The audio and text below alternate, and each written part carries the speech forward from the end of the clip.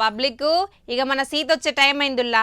అయితే సర్కార్ ఒక సూపర్ ముచ్చట చెప్పిందిల్లా. గుట్కాలు పాన్ పరాక మొత్తం బంద్ పెట్టాలన్నది. దీని మీద తెలుసుకోయని పంపిన మరి సీతను. ఇదేం చేస్తుందో బా వినబడుతుంది చెప్పే గీతి. మంచిగా ఏసీ రూమ్లో కూర్చొని మంచిగానే అడుగుతున్నావు కానీ ఊర్ల మీదకి పంపితి వినాను. నాకేమో తలకాయ నొత్తాంది. ఎట్లా పట్టుకున్నదో నాకైతే తలకాయ. ఇట్లా ఊర్ల మీదకి పంపించినామని మా అవ్వకి ఇట్లా తెలియాలే. సిగ కోసి బంతిపూలు పెడతాయి మీకు. ఆనందాన్ని ఎవరు కోరుకోరు. ఓసే సీత, నీ సోదాపే. అసలు నీ నోట్ లేనిదది ఏం నమ్ములుతున్నావు? సర్కారు ముచ్చటరుసుకో అంటే నోట్ లేదు తంబాకు నమ్మినట్టు నమ్మలబడుతుంది. ఏముంది అది నా గుట్కా పాన్ మసాలా ఏది అమ్మినా కొన్నా కూడా పోలీసులు లోపటెత్తారట ఏడాది పాటు. ఇక నా నోట్లో ఏముంది అనుకుంటానవా? ఏం లేదు, గుట్కా దొరుకుతలేదు పాన్ మసాలా దొరుకుతుంది అని ఇంత వేపకాయలు వేసుకొని నమ్ములుతాను. అయ్యయ్యో, మరి అక్కడ దుకాణాల దగ్గర పరిస్థితి ఎట్లుందే? జనాలు ఏమనుకుంటున్నారు అసలు? పరిస్థితి ఏమున్నదే గీతి, ఒక్క దుకాణం అంటే ఒక్కటి కూడా లేదు. పొద్దుగాల నుండి ఎతుకుతూనే ఉన్నా ఒక ప్యాకెట్ కోసం అని. అసలు దుకాణాలన్నీ బంద్ పెట్టుకున్నారు, ఏడ తెరిచిలేవు. గదే చూస్తానా.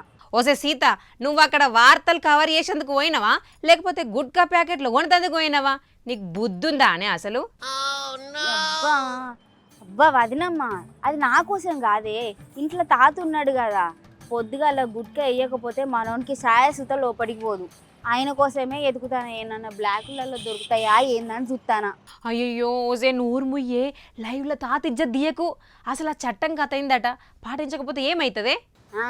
ఉల్లంఘిస్తే జైలు శిక్ష జరిమానా కూడా ఉంటుందట. అంతేకాదు, ఎవరైనా దొంగసాటుగా అమ్మినా లేకపోతే కొనడానికి పోయినా కూడా వాళ్ళని పట్టిస్తే అవార్డులు రివార్డులు పైసలు ఇట్లా అన్నీ ఉన్నాయటనే. అయ్యో అవునా? సమాచారం ఇస్తే రివార్డులు కూడా ఇస్తారాయే. మరి నువ్వు ఎవరికన్నా ఫోన్ చేసి చెప్పినవా లేదా? చేసిండే గీతి. మన పక్కింటి ఫిచ్చయ్య అంకుల్ ఉన్నాడు కదా, ఆయన మంచం కింద 5 బస్తాల గుట్కా దొరికింది. ఎంబటే పోలీసు వాళ్ళకి ఫోన్ చేసి చెప్పిన, ఇక రివార్డులో అవార్డులో రాగానే నీకు పట్టుచీర కొనితగంతి అంటే అన్నాడు గాని ఆ ఊహ ఎంత బాగుందో. అయ్యో, నా కోసం పట్టుచీర కొన్నవా సీత? నువ్వు నా ముద్దుల మరదలవే. సరే కానీ సీత, గీ బ్యాన్లన్నీ పేపర్ల మీదనే ఉంటాయి కానీ నిజంగా బ్యాన్ అయితే అతి ఇదంతా ఉత్త కథనే కావచ్చు. అవునే గీతి, కరెక్ట్ పాయింట్ పట్టినవు. బయట బోర్డులన్నీ తీసేసినా కూడా లోపల జాతర నడిపిస్తున్నారు. 5 రూపాయల ప్యాకెట్ని 50 రూపాయలు చేసి అమ్ముతున్నారు. ఓయమ్మో, 50 రూపాయలా? అంటే దొంగసాటుగా అమ్ముతున్నారానే? మరి అధికారులు తనిఖీలు చేస్తలేరంటావా? చేస్తున్నారే గీతి. అయినా రోబోలో ముందు మనోళ్ళ తెలివి ఎంతుంటుంది చెప్పు? తక్కువనే అసలు రోబోలో తెలివి గట్టిగా మాట్లాడితే. ఇక ఈ గుట్కా ప్యాకెట్లు ఈ అంబర్ ప్యాకెట్లు ఏమన్నా చక్కగా షాపులలోనే అమ్ముతారు అనుకుంటానవే ఏంది? కూరగాయల బుట్టిలలో పెట్టి అమ్ముతారు, ఆఖరికి మెడికల్ షాప్లో కూడా పెట్టి అమ్ముతారు. ఎంత చేసినా కూడా తినేటోడు ఎట్లనన్నా తింటాడు. ఇట్లా రేట్లు పెంచిన ప్రతిసారి వాళ్ళు తినకుండా ఏమన్నా మానతారా? బ్యాన్ చేసిన ప్రతిసారి రేట్లు పెరుగుతాయి తప్ప తినేటోడు అసలే మారడు. అవు, అది నిజమేనే. లంచగొడ్డులు పానం మీద కాయిస్లేనోళ్ళు ఉన్నప్పుడు సర్కారులు ఎన్ని ఆర్డర్లు వస్తే ఏమొస్తుంది పాటు.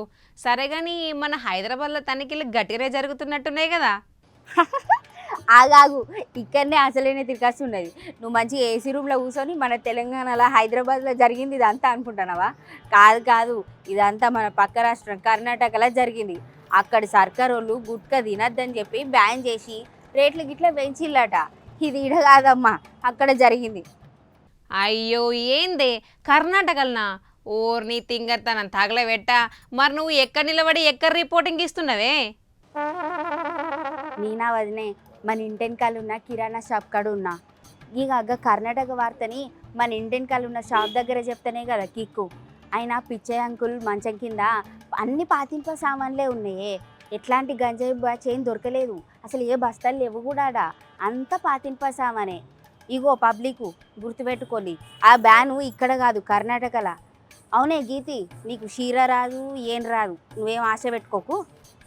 నన్ను తిట్టకే గీతి. చీ, నీతోటి లైవ్ పెట్టినందుకు నన్ను నేను కొట్టుకోవండి. చూసిరు కదా జనాలు, ఈ తింగర్ సీత నా చేతిలో బతుకుంటే రేపు మళ్ళా కలుద్దాం. ఉంటా మరి.